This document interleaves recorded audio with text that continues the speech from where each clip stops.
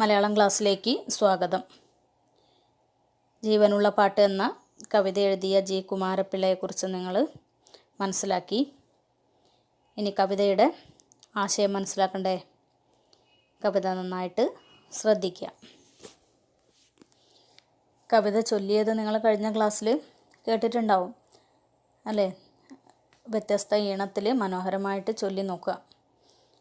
ഇനി കവിതയുടെ ആശയം നോക്കൂ. ചെറുശ്ശേരിയുടെ കൃഷ്ണഗാഥ എന്ന കവിതയിൽ കണ്ണൻ്റെ ഓടക്കുഴൽ നാദം കേട്ട് സർവ ചരാചരങ്ങളും അതിൽ ലയിച്ച് നിൽക്കുന്ന ഒരു രംഗം നിങ്ങൾ വായിച്ചിട്ടുണ്ടാവും. അതേപോലെ ഈ കവിതയിൽ ഗന്ധർവ ബാലൻ്റെ പാട്ടിൽ ലയിച്ച് നിൽക്കുന്ന ഒരു പെൺകുട്ടിയെയാണ് അവതരിപ്പിക്കുന്നത്. ഗന്ധർവൻ എന്ന് പറഞ്ഞാൽ ആരാ? ദേവന്മാരിൽ തന്നെ ഒരു വിഭാഗമാണ് ഗന്ധർവന്മാരെന്ന് പറയുന്നത്. അതായത് സ്വർഗത്തിലെ ഗായകന്മാരാണ് ഗന്ധർവന്മാർ.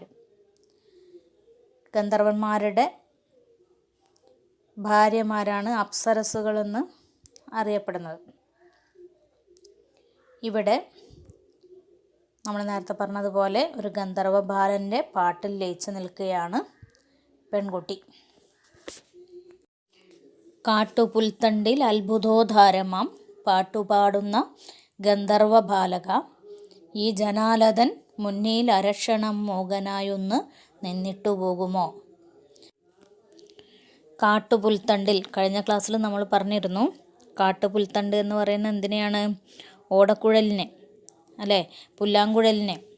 കാട്ടുപുൽത്തണ്ടിൽ അത്ഭുതോദ്ധാരമാം, അത്ഭുതകരവും ഉദാരവുമായ പാട്ടുപാടുന്ന അല്ലേ, ശ്രേഷ്ഠമായ, ഉദാരം എന്ന് പറഞ്ഞാൽ ശ്രേഷ്ഠ എന്നർത്ഥം, അത്ഭുതകരവും ശ്രേഷ്ഠവുമായ പാട്ടുപാടുന്ന ഗന്ധർവ ബാലക, ബാലകൻ കുട്ടി അല്ലേ, ഗന്ധർവ ബാലക, ഈ ജനാലതൻ മുന്നിൽ അരക്ഷണം, ഈ ജനാലയുടെ മുന്നിൽ അരനിമിഷം നിശബ്ദനായി ഒന്ന് നിന്നിട്ട് പോകാമോ? മൂകനായി എന്ന് പറഞ്ഞാൽ നിശബ്ദനായി അല്ലേ, മിണ്ടാതെ ഒന്ന് നിന്നിട്ട് പോകുമോ? അതായത് പെൺകുട്ടിക്ക് പാട്ട് കേൾക്കാനുണ്ട്, എവിടെ നിന്നോ മനോഹരമായ ഓടക്കുഴൽ നാദം കേൾക്കാനുണ്ട്. പക്ഷേ ആ പാട്ട് പാടുന്ന ഗന്ധർവ ബാലനെ കാണാനില്ല. അപ്പം അതുകൊണ്ടാണ് പാട്ടുകാരനോട് ഈ ജനാലയുടെ മുന്നിൽ ഒരു നിമിഷം വന്ന് നിന്നിട്ട് പോകുമോ എന്ന് പെൺകുട്ടി ചോദിക്കുന്നത്. താവകോജ്ജല ഗാനത്തിൽ നിന്നു ഞാൻ വേർതിരിഞ്ഞൊന്ന് കാണട്ടെ നിൻമുഖം. താവകം എന്ന് പറഞ്ഞാൽ നിൻ്റെ എന്നർത്ഥം. നിൻ്റെ താവകോജ്ജലം അല്ലേ, നിൻ്റെ ഉജ്ജ്വലമായ ഗാനത്തിൽ നിന്ന്, നിൻ്റെ ജ്വലിക്കുന്ന ഗാനത്തിൽ നിന്ന് ഞാൻ വേർതിരിഞ്ഞൊന്ന് കാണട്ടെ നിൻമുഖം, നിൻ്റെ മുഖം ഞാനൊന്ന് വേർതിരിഞ്ഞ് കാണട്ടെ. അതായത് നിൻ്റെ ഗാനം മാത്രമാണ് ഞാൻ ഇത്ര നാളും കേട്ടത്, ഇതിൽ നിന്നും വേറിട്ട് എനിക്ക് എന്ത് ചെയ്യണം? നിൻ്റെ മുഖം കൂടി ഒന്ന് കാണണം.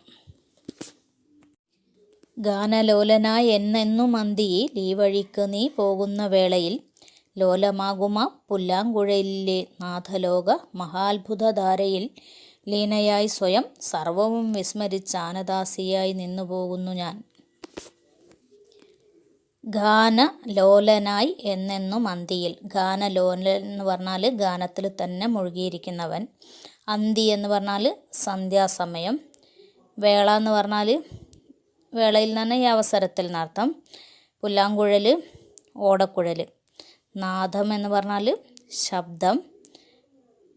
പിന്നെ ലീനയാവുക എന്ന് പറഞ്ഞാൽ അതിൽ ലയിച്ച് പോവുക. സർവം എന്ന് പറഞ്ഞാൽ എല്ലാതും. വിസ്മരിക്കുക എന്ന് പറഞ്ഞാൽ മറക്കുക. ആനദാസ്യ എന്ന് പറഞ്ഞാൽ കുനിഞ്ഞ മുഖമുള്ളവൾ. ഹാസ്യം എന്ന് പറഞ്ഞാൽ മുഖം എന്നാണ് അർത്ഥം. അർത്ഥമറിയാത്ത പദങ്ങൾ അതൊക്കെയാണ്. ഇനി അതിൻ്റെ ആശയം നോക്കാം നമുക്ക്. ഗാനലോലനായി അല്ലേ, ഗാനത്തിൽ ലയിച്ചവനായി നീ എല്ലാ ദിവസവും, എന്നെന്ന് പറഞ്ഞാൽ എല്ലാ ദിവസവും, അന്തിയിൽ സന്ധ്യാസമയത്ത് ഈ വഴിയിലൂടെ പോകുന്ന അവസരത്തിൽ ലോലമാകുന്ന ആ പുല്ലാങ്കുഴലിലെ, അതായത് ആ ഓടക്കുഴലിൻ്റെ നാദത്തിൻ്റെ ലഹരിയിൽ, ആ മഹാത്ഭുതമായ ഒഴുക്കിൽ ഞാൻ സർവവും മറന്നിട്ട് അതിൽ ലയിച്ച് കുനിഞ്ഞ മുഖത്തോടു കൂടി നിന്നു പോകുന്നു എന്നാണ് പെൺകുട്ടി പറയുന്നത്. അതായത് എല്ലാ ദിവസവും സന്ധ്യയ്ക്ക് ഈ വഴിയിലൂടെ നീ പോകുമ്പോൾ പുല്ലാങ്കുഴലിൽ നിന്ന് മനോഹരമായ ഗാനമുതിർത്തുകൊണ്ടാണ് നീ പോകുന്നത്. ആര് പോകുന്നത്? ഗാനഗന്ധർവൻ പോകുന്നത്. അങ്ങനെ പോകുന്ന സമയത്ത് ആ അത്ഭുതകരമായ ഗാനത്തിൽ എല്ലാം മറന്നിട്ട് ഞാനിങ്ങനെ നിന്നു പോകുന്നു എന്ന് പെൺകുട്ടി ഗന്ധർവ ബാലനോട് പറയുകയാണ്.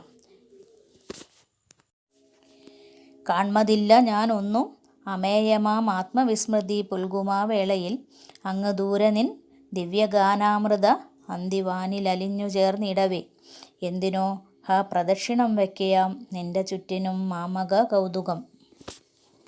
അമേയം എന്ന് പറഞ്ഞാൽ അളവില്ലാത്തെന്നർത്ഥം. കാൺമതില്ല ഞാനൊന്നും അമേയമാം ആത്മവിസ്മൃതി പുൽകുമാ വേളയിൽ. നേരത്തെ പറഞ്ഞില്ലേ ആ ഗാനത്തിൽ ഞാൻ ലയിച്ചു നിന്ന് പോകുമെന്ന് പറഞ്ഞില്ലേ.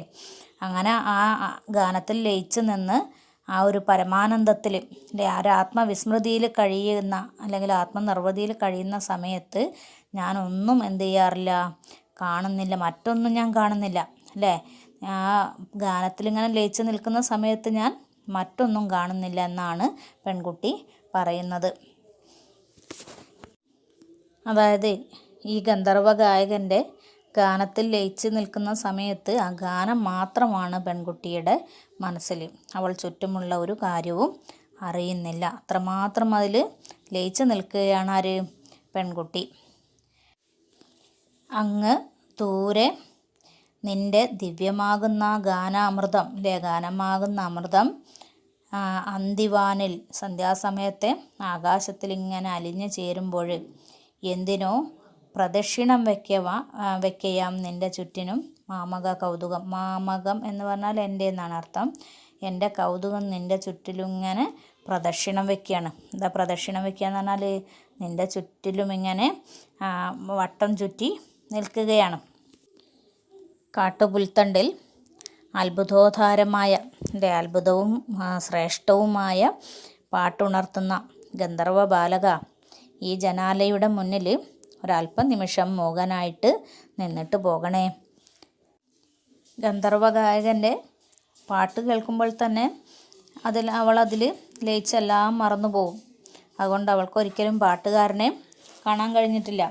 സംഗീതത്തിൻ്റെ ശക്തിയാണതല്ലേ, പാട്ട് കേൾക്കുമ്പോൾ ആ പാടുന്നത് ആരാണ് എന്നല്ല, പാട്ടിലാണ് ലയിക്കുന്നത്. അതുകൊണ്ടാണ് അവൾ എന്ത് പറയുന്നത്, അരനിമിഷത്തേക്ക് ആ പാട്ടൊക്കെ നിർത്തിയിട്ട് ഈ ജനാലയുടെ അരികിലേക്കൊന്ന് വരാൻ ഗന്ധർവ ബാലനോട് ആവശ്യപ്പെടുന്നത്.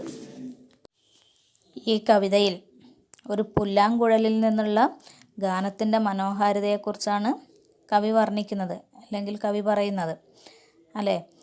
ലോലമായൊരു ചെറിയ പുല്ലാങ്കുഴലിൽ നിന്നുള്ള ഗാനം ഇത്രത്തോളം നമ്മെ ആനന്ദത്തിൽ ആറാടിക്കാൻ കഴിവുള്ളതാണ് എന്ന് കവി നമുക്ക് വ്യക്തമാക്കി തരുന്നു. അപ്പോൾ ഇതിൽ നിന്ന് നമുക്ക് എന്താ മനസ്സിലാവുന്നത്? വസ്തുവിൻ്റെ വലുപ്പമല്ല അതിൻ്റെ മഹത്വം നിർണ്ണയിക്കുന്നത് അല്ലേ. കാട്ടിൽ നിൽക്കുന്ന ഒരു മുളന്തണ്ട്, എങ്ങനെയുള്ള മുളന്തണ്ട?